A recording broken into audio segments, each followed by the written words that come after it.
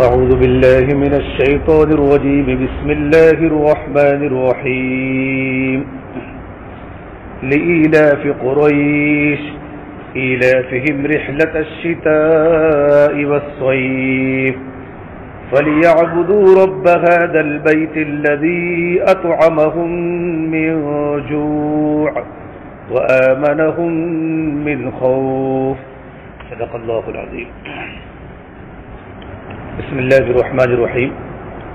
میں شروع کرتا ہوں صلی اللہ کے نام سے جو بڑا مہربان نہایت رحم کرنے والا ہے. بعد دوستو بزرگوں، گزشتہ کل سورہ فیل کی جو تفسیر ہو رہی تھی کہ اللہ تبارک و تعالیٰ نے ابرہا کا اتنا بڑا لشکر 60,000 لشکر کو لے کر جو ابرہا بیت اللہ کی اینٹ سے اینٹ گرانے آیا تھا، لیکن اللہ تبارک و تعالیٰ کی مدد کی بنیاد پر چھوٹے چھوٹے پرندوں نے پورے کے پورے ابرہا کے بادشاہ کے لشکر کو ختم کر دیا. اس کے بعد قریش مکہ کی پورے عرب میں دھاک بیٹھ گئی، ان کی عزت بڑھ گئی، ان کی عظمت بڑھ گئی. یہ تو حرم کے پاسبان ہے، یہ تو اللہ تبارک و تعالیٰ کے لوگ ہیں، اللہ والے ہیں. تو اللہ تبارک و تعالیٰ نے قریش مکہ کو اس قصے کے بعد ان کی عزت کو بڑھا دیا. آگے کی صورت میں اللہ تبارک و تعالیٰ قریش کے بارے میں کچھ باتوں کو بیان کرتے ہیں. اللہ تبارک و تعالیٰ اپنی نعمتوں کو بیان کر رہا ہے. قریش پر کتنی بڑی اللہ تبارک و تعالیٰ کی نعمتیں تھیں. یہ قریش یہ اللہ کے نبی صلی اللہ تبارک و تعالیٰ علیہ وسلم کا خاندان ہے جو حرم کے اندر ہی آباد تھا. تفسیر قرطبی میں لکھا ہے، فرمایا اللہ کے نبی صلی اللہ تبارک و تعالیٰ علیہ وسلم نے کہ اللہ تبارک و تعالیٰ نے بنو اسماعیل میں سے اللہ نے کنانا کو منتخب کیا، ان کو سلیکٹ کیا، بنو کنانا کو، اور کنانا میں سے اللہ نے قریش کو منتخب کیا، اور قریش میں سے اللہ تبارک و تعالیٰ نے بنو ہاشم کو منتخب کیا، اور بنو ہاشم میں سے اللہ تعالیٰ نے مجھے منتخب کیا. یہ اللہ کے نبی صلی اللہ تبارک و تعالیٰ علیہ وسلم کو اللہ تعالیٰ نے بنو ہاشم میں سے منتخب کیا. ان قریش کو قریش کیوں کہتے ہیں؟ آپ صلی اللہ تبارک و تعالیٰ علیہ وسلم کا 13واں جو جد اعلیٰ ہے، آپ کا دادا 13واں نظر بن کنانا، ان کی اولاد کو قریش کہا جاتا ہے. یہ قریش مکہ حرم کے اندر بھی تھے اور حرم کے باہر بھی تھے. تو اللہ کے نبی صلی اللہ تبارک و تعالیٰ علیہ وسلم کے جو 5ویں جو جد اعلیٰ ہے اسی بن کلاب، انہوں نے جتنے بھی قریشی تھے جو مکۃ المکرمہ کے اندر حرم کے حدود کے باہر تھے، ان تمام کو اکٹھا کر کے ان کو حرم کے حدود کے اندر دوبارہ بسایا.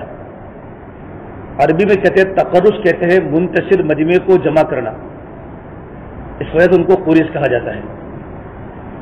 اور شاہ عبدالعزیز محدث دہلوی رحمۃ اللہ علیہ نے تفسیر فتح العزیز میں لکھا ہے، اور عبداللہ بن عباس کا بھی قول ہے کہ سمندر میں مخلوق ہے جس مخلوق کا نام قریش ہے، سمندر میں ایک مخلوق جس کا نام قریش ہے، وہ تمام مخلوق پر غالب ہے. اسی طریقے پر اللہ تبارک و تعالیٰ نے قریش کو فصاحت و بلاغت میں، سخاوت میں، شجاعت میں تمام دوسرے عرب کے قبیلوں پر اللہ تعالیٰ نے قریش کو منتخب کیا تھا. تو ان کا نام کیا ہے؟ قریش. یہ ہے قریش کی وجہ تسمیہ. یہ حرم میں جہاں رہتے تھے وہ جگہ تھی وادی غیر ذی زرع. اللہ کے نبی صلی اللہ تبارک و تعالیٰ علیہ وسلم کا خاندان ہے، اور یہ جگہ حرم میں آباد تھا، وہ جگہ تھی وادی غیر ذی زرع، جہاں معیشت کے کوئی اسباب نہیں تھے، نہ تجارت کے کوئی اسباب تھے، نہ معیشت کے کوئی اسباب تھے، نہ کھانے پینے کے کوئی سامان مہیا تھے، بلکہ ایسی جگہ جہاں نہ کوئی گھاس تھی نہ کوئی پھل تھا. وادی غیر ذی زرع، بالکل چٹیل میدان. وادی بولتے ہیں کہ وادی کے ہوتے ہیں دو پہاڑوں کے درمیان کی جو جگہ ہوتی ہے ہموار جگہ، اس کو بولتے ہیں وادی غیر ذی زرع. ابراہیم علیہ السلام نے جب اپنے بیٹے اسماعیل اور ہاجرہ کو جب اس جگہ پر اللہ تعالیٰ کے حکم سے چھوڑا تھا، اور اپنی بیوی ہاجرہ کو چھوڑا اور اپنے بیٹے اسماعیل کو چھوڑا، اور چھوڑنے کے بعد جب ابراہیم علیہ السلام تھوڑے سے آگے نکلے تو پہاڑی کے دامن میں اللہ سے دعا کی تھی، ربنا انی اسکنت من ذریتی بواد غیر ذی زرع عند بیتک المحرم. یہ پروردگار عالم، میں نے اپنی فیملی کو، اپنے گھر کے بچوں کو بواد غیر ذی، ایسی وادی میں نے چھوڑا ہے، غیر ذی زرع وادی، جہاں نہ کوئی گھاس ہے، نہ کوئی مونس ہے، نہ کوئی غمخوار ہے، نہ کوئی معیشت کے کوئی اسباب ہے. بیت المحرم کے پاس میں نے میرے اولاد کو چھوڑا ہے. پھر آگے دعا فرمائے، ربنا لیقیموا الصلاۃ، یہ پروردگار عالم ان کو تو نماز قائم کرنے والا بنا دے. فاجعل افئدۃ من الناس اور اللہ دنیا کے تمام لوگوں کے دل ان کی طرف مائل فرما دے تاکہ لوگوں کے دل کھچا کھچا حرم کی طرف متوجہ ہو، اور ان کو تو پھلوں کی روزی عطا فرما۔ ابراہیم علیہ السلام نے 3 دعائیں کی تھی، ایک بھی پھل نہیں اگتا، نہ کوئی ترکاری اگتی ہے، نہ کوئی گھاس اگتی ہے، لیکن ساری دنیا کے پھل وہاں ابراہیم علیہ السلام کی دعا کی برکت سے پہنچائے جاتے ہیں۔ یجبا الیک ثمرات من کل شیء، دنیا کا ہر قسم کا پھل آپ کو بیت اللہ کے اندر ملے گا۔ اور ابراہیم علیہ السلام نے پتہ دعا کی تھی، رب اجعل هذا البلد آمنا، یہ اللہ تبارک و تعالیٰ تو اس شہر کو تو امن والا بنا دے، امن والا، جہاں نہ ڈکیتی ہو، نہ چوری ہو، نہ خطرہ ہو، اور تو ان کو اس شہر میں پھلوں کی روزی عطا فرما۔ تو قریش کا قبیلہ جہاں آباد تھا، اللہ نے اس صورت میں ایک نعمت کو بیان کیا ہے۔ اب ان کے پاس کوئی کھانے پینے کا سامان تو تھا نہیں، اور انسان جہاں بھی اپنا مکان بناتا ہے تو وہاں وہ ان چیزوں کو دیکھتا ہے جہاں کمانے کے اسباب ہو، تاکہ بال بچوں کی زندگی صحیح گزر سکے۔ یہ تو اسی جگہ پر تھے جہاں کمانے کا کوئی اسباب نہیں تھا۔ تو اللہ تعالیٰ نے ان کی ایک نعمت کو بیان کیا کہ ان کے دادا سے آپ صلی اللہ تبارک و تعالیٰ علیہ وسلم کے پردادا ہاشم، یہ ہاشم نے وہاں تجارت کا سفر شروع کیا۔ تجارت کے 2 بڑے بڑے سفر سال میں کیا کرتے تھے بزنس کے۔ ایک سفر ان کا ہوتا تھا لإلاف قریش، قریش کے الفت کی وجہ سے، اور قریش عادی تھے گرمی کے موسم کے سفر کے اور سردی کے موسم کے سفر کے، کہ گرمی کے موسم کے اندر بھی ان کا ایک سفر ہوتا تھا اور سردی کے موسم میں ان کا سفر ہوتا تھا۔ گرمی کے موسم میں ان کا سفر ہوتا تھا، گرمی کے موسم میں ملک شام کا، چونکہ ملک شام ٹھنڈا علاقہ ہے اور عرب میں گرمی بہت پڑتی ہے، بالکل ٹھنڈا علاقہ اور بہت خوبصورت علاقہ ملک شام، فلسطین کا علاقہ جو نبیوں کا مسکن بھی ہے، نبیوں کا مدفن بھی ہے۔ وہاں قسم قسم کے میوہ، قسم قسم کے چشمے اور نہریں، اور وہاں کی آب و ہوا بڑی معتدل، وہاں کی فضا بالکل صاف۔ تو یہ پورے سے مکہ تجارت کے لیے سفر کرتے تھے، اتنے لمبے لمبے سفر، سردی کے گرمی کے موسم میں ملک شام کے سفر کرتے تھے، اور سردی کے موسم میں یمن کا سفر، یمن چونکہ گرم علاقہ تھا تو سردی کے موسم یہ لوگ یمن میں جاتے تھے تو یمن کی آب و ہوا معتدل ہو جاتی تھی، کیونکہ وہاں گرم علاقہ تھا، سردی میں جاتے تھے تو آب و ہوا تھوڑی موافق ہوتی تھی۔ تو اللہ تبارک و تعالیٰ نے ان کے لیے تجارت کے اسباب اللہ نے مہیا کیے، معیشت کے اسباب۔ اللہ کے نبی صلی اللہ تبارک و تعالیٰ علیہ وسلم کے پردادا ہاشم جو تھے، اللہ نے ان کے دل میں بات یہ ڈالی کہ سفر ہونے چاہیے، اور اتنے بڑے بڑے لمبے سفر، عرب کا جو تھا علاقہ، اس عرب کے علاقے پر کوئی حکومت کرنے والا نہیں تھا، جہاں مستقل کو حکومت کا نظام نہیں ہوتا، وہاں کیا ہوتا ہے، لوٹ ہوتا ہے، وہاں چوری ہوتی ہے، تو وہاں قبائل میں بڑی جنگیں ہوتی تھی، وہاں لوٹ بہت تھا، نہ عزت محفوظ تھی، نہ ابرو محفوظ تھا، نہ جان محفوظ تھا، نہ مال محفوظ تھا۔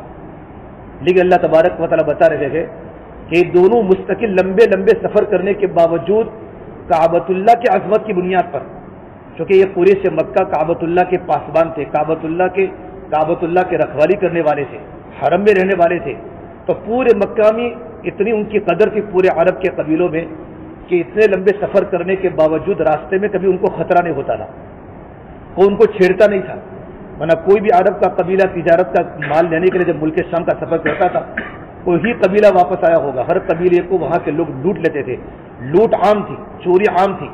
لیکن چونکہ مکہ المکرمہ کے لوگ تھے، قریش مکہ تھے، حالانکہ مشرکین تھے لیکن قریش تھے، اور کعبۃ اللہ کے پاسبان تھے، کعبۃ اللہ کی رکھوالی کرنے کی بنیاد پر پورے عرب میں ان کی عزت تھی۔ اور اس سورہ فیل کا واقعہ بھی ان کا بنا تھا، ہاتھی والوں کا واقعہ۔ تو جہاں بھی لمبے لمبے سفر کرتے، لمبے سفر کرنے کی بنیاد پر کبھی بھی ان کو نہ چوری ہوتی تھی، بلکہ لوگ ان کی عزت کرتے تھے اور ان کو ریٹ بھی اچھا دیتے تھے۔ تو اللہ تعالیٰ اس نعمت کو قرآن کریم میں بیان کر رہا ہے۔ اچھا، یہ سفر کے بالکل عادی تھے، زیادہ سفر کرنے کی بنیاد پر آدمی کیا بن جاتا ہے، عادی بن جاتا ہے، پھر اس کو لمبے لمبے سفر بھی مشکل نہیں پڑتے، لمبے لمبے سفر کرنے کے عادی تھے۔ اور ان کے بڑے بڑے قافلے، غزوہ بدر کے موقع پہ جب اللہ کے نبی صلی اللہ تبارک و تعالیٰ علیہ وسلم نے ابو سفیان کا جو قافلہ مکہ المکرمہ سے ملک شام گیا تھا، اور ملک شام سے جو قافلہ ریٹرن ہو رہا تھا، جب اللہ کے نبی نے 313 صحابہ کرام کو لے کے جب اس قافلے کا تعاقب کیا تو کتنا بڑا قافلہ تھا، 1000 اونٹ لدے ہوئے تھے تجارت کے سامان کے، کتنے 1000 تجارت کے سامان کے اونٹ لدے ہوئے تھے، اور سنبھالنے والے صرف 40-50 لوگ تھے، اور اونٹ 1000 تھے۔ ملک شام سے وہ لوگ مال لاتے تھے، اور مال لانے کے بعد حج کے موقع پر جب لوگ زمانے جاہلیت بیت اللہ میں آتے تھے تو وہ لوگ فروخت کرتے، یوں کر کے ان کے گھر کا گزران ہو جاتا تھا، اور ان کی تجارت کی منڈیاں چمکنا شروع ہو گئی تھی۔ اتنے لمبے لمبے قافلے، لیکن چونکہ قریش تھے تو پورے عرب میں ان کی ڈھاک تھی عزت والے تھے، کعبۃ اللہ کے پاسبان تھے، لہذا نہ ان کو کوئی چھیڑتا تھا نہ ان کو کوئی پریشان کرتا تھا۔ اللہ پاک ان کو یہ نعمت کو قرآن کے اللہ بیان کر رہا ہے۔ فَلْيَعْبُدُوا رَبَّ هَذَا الْبَيْتِ، اللہ فرماتا ہے جب تم کو پاس اتنی بڑی بڑی نعمتیں ہیں تو تم کو کیا کرنا چاہیے؟ اس بیت اللہ کے رب کی عبادت کرنی چاہیے۔ یہ لوگ مشرکین بتوں کی پوجا کرتے تھے، ہر گھر میں بت بنا لیا تھا، تو اللہ تعالیٰ بطور احسان کے بتا رہا ہے تم پر اتنے بڑے بڑے احسان ہیں کہ تمہاری رزق کی آسانی ہو گئی، تمہاری تجارتیں شروع ہو گئی، اللہ نے تمہارے سفر کو امن والا بنا دیا، تم جہاں بھی سفر کرتے ہو لوگ تمہاری قدر کرتے گئے، راستے ہموار گئے، تو تم کو کیا کرنا چاہیے؟ اس کی نعمت کے شکرانے میں اللہ تبارک و تعالیٰ کی رب البیت کی عبادت کرنی چاہیے، اللہ تبارک و تعالیٰ کے گھر کی، بجائے تم بتوں کی پوجا کرتے ہو۔ الذی اطعمہم من جوع وآمنہم من خوف، اس اللہ تبارک و تعالیٰ نے تم کو تجارت کے ذریعے، اللہ نے تم کو بھوک میں اللہ نے تم کو کھانا کھلایا اور خوف میں اللہ نے تم کو امن دیا۔ یہ دو نعمتیں اللہ نے بیان کی، بھوک میں کھانا کھلایا۔ اگر تمہارے پاس چونکہ بہاتوں کو کمانے کے اسباب تھے نہیں، اللہ نے تجارت کے سفر کو بھی آسان کر دیا، تو تجارت کے سفر کے آسان ہونے کی بنیاد پر لمبے لمبے سفر تم کرتے تھے امن و امان کے ساتھ، تو اللہ نے تم کو بھوک میں اللہ نے تم کو کھانا کھلایا اور اللہ نے تم کو خوف میں امن دیا کہ تم جہاں بھی جاتے ہو تم کو کوئی چھیڑتا نہیں ہے۔ ایک جگہ پر اللہ نے فرمایا اولم یروا انا جعلنا حرما آمنا، کیا تم دیکھتے نہیں ہو اللہ نے حرم کو امن والا بنایا۔ وہی تو خطف الناس من حولہ، حرم کے علاوہ انسان جہاں بھی جاتا تھا لوگ اس کو کیا کرتے، اچک لیتے تھے، لوگ اس کو لوٹ لیا کرتے تھے۔ یہ اللہ تبارک و تعالیٰ نے اس صورت میں قریش مکہ پر اپنے احسانات کو بیان کر کے ایک سبق دیا ہے کہ تم بیت اللہ کے رب کی عبادت کرو، اللہ کا تبارک و تعالیٰ کے سامنے اپنے سر کو جھکاؤ، تم غیروں کے سامنے اپنے سر کو نہ جھکاؤ۔ اور اللہ کے نبی صلی اللہ تبارک و تعالیٰ علیہ وسلم کو جب نبوت ملی اس وقت یہ شروع میں یہ آیات نازل ہوئی تھی، اور مشرکین مکہ کو اللہ پاک کے بطور احسان کے ساری بتائی۔ اسے کچھ باتوں کا سبق ملتا ہے اس صورت سے۔ پہلی بات کا یہ سبق ملتا ہے کہ لمبے سفر کا آسان ہو جانا یہ بھی بہت بڑی اللہ تبارک و تعالیٰ کی نعمت ہے۔